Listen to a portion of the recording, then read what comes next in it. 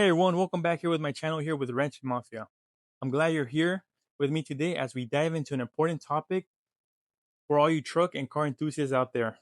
Today, we'll be taking a closer look at the Optima YellowTop battery, specifically the 1000 cranking amp version, the DH7, after a full year of use in my 2021 Chevy Silverado 1500. As many of you guys know from my previous video, I installed this battery exactly a year ago. I have previously had my troubles with batteries. This is my third battery in this truck. The first two were AC Delco, and unfortunately, they didn't hold up as well as I hoped for. So when it came time to replace them, I decided to invest in Optima YellowTop, which set me back around $284 last year. What really caught my attention about this battery is its reputation and how long these batteries are able to sit without them draining and be able to function every time you need them. My truck sits very frequently in the garage and I use it about twice a week, so it's parked most of its life. So I knew when I went with Optima, I wouldn't have any trouble with them. Fast forward to today, I'm happy to report that the Optima YellowTop has been a game changer. It has constantly delivered strong performance and it's had no trouble starting my truck even after those long breaks.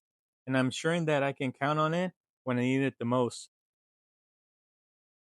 As we test the battery itself, I'll be hooking up the Kimballen tester battery. It's just a handheld tester that I got on Amazon.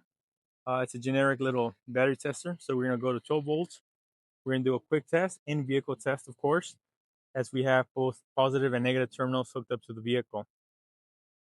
From there, we're going to proceed with the test. We just want to make sure we have a good connection. I know sometimes if you disconnect the negative terminal and have that hooked up, you could get a more accurate reading of the battery itself instead of hooking up to the actual circuit.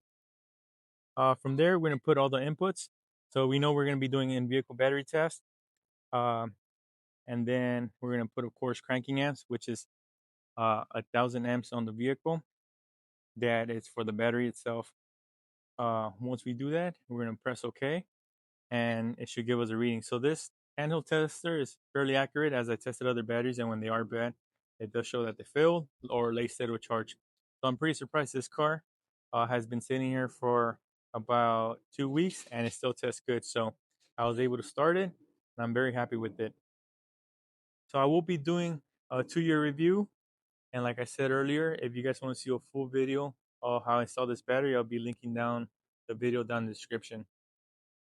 I'll be doing a review here soon for the 2 years, 3 years, and hopefully I'll be able to make it to the 5-year mark, but we'll see. So stay tuned, subscribe, make sure you guys hit the like button. I want to say thank you guys for watching, and hopefully this video was very helpful for you guys. So you want to make the optimum purchase. I do understand it's a little bit on the higher end, but let's see how the life of the battery is. I want to say thank you once again for watching the video, and we'll see you next time.